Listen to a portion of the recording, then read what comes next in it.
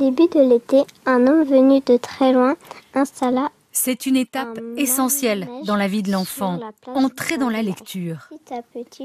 Depuis la fin du CP, il y a un an, Zoé et Tida lisent couramment et avec plaisir. Ils n'avaient pas d'enfant.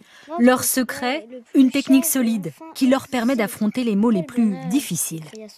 D'abord, je regarde la première syllabe et je la lis. Et si je la connais, je sais ce que ça fait.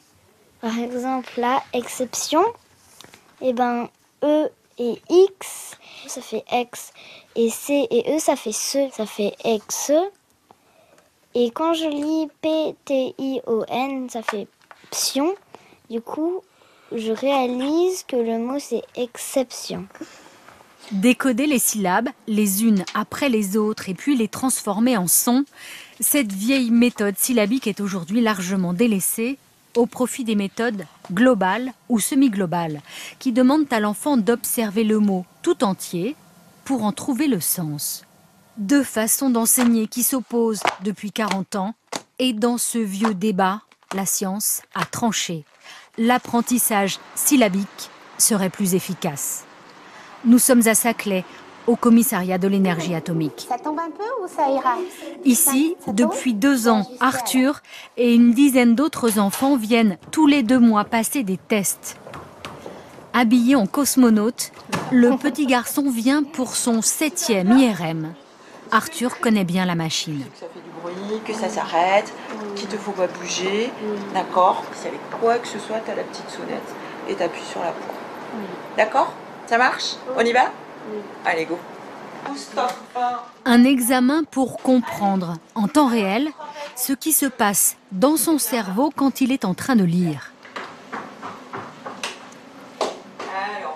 Parfaitement immobile, pendant 1 heure, Arthur va lire des mots projetés à l'intérieur du tube, sur un petit écran, au-dessus de ses yeux. On est parti? De l'autre côté de la vitre, le résultat est enregistré sur ces écrans. Coucou Arthur, est-ce que ça va? Oui. Ok, t'as trouvé tous les Charlie? Oui. Ok, donc nous on regarde, détends-toi pendant ce temps.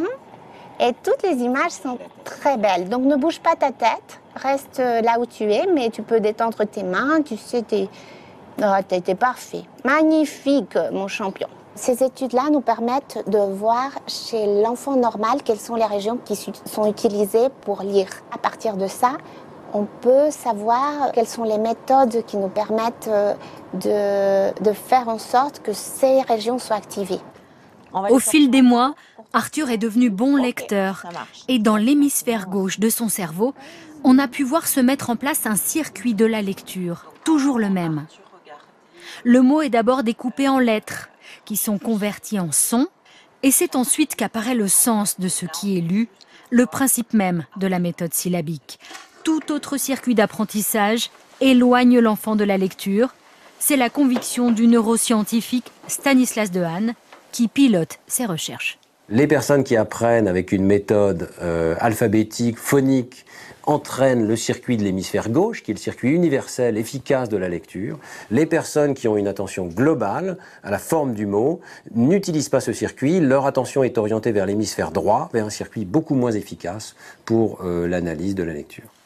Un constat confirmé par ce sociologue, mais cette fois sur le terrain. Jérôme Dovio a mesuré dans plusieurs dizaines d'écoles situées en zone d'éducation prioritaire l'impact du manuel sur la réussite de l'élève. Même conclusion, les méthodes purement syllabiques font mieux réussir les enfants et de loin. Le meilleur manuel, qui est une méthode syllabique, a un score qui est supérieur de 20 points sur 100, un manuel le moins bon, disons. Ces 20 points sur 100, c'est considérable. Ça augmente donc de 20% la capacité, les scores moyens des élèves. Ça fait passer ces élèves de ces classes-là, en moyenne de mauvais lecteurs ou de lecteurs médiocres, à des lecteurs tout à fait compétents pour pouvoir suivre leur scolarité. Donc l'enjeu est décisif. Des conclusions pourtant restées sans suite. Au ministère de l'Éducation, l'approche syllabique est vue comme une étape indispensable, mais pas suffisante. Alors, pas question de changer quoi que ce soit. En attendant, Zoé et Tida ont repris le chemin de l'école sereine, quand 20% des élèves entrent en 6e sans maîtriser la lecture.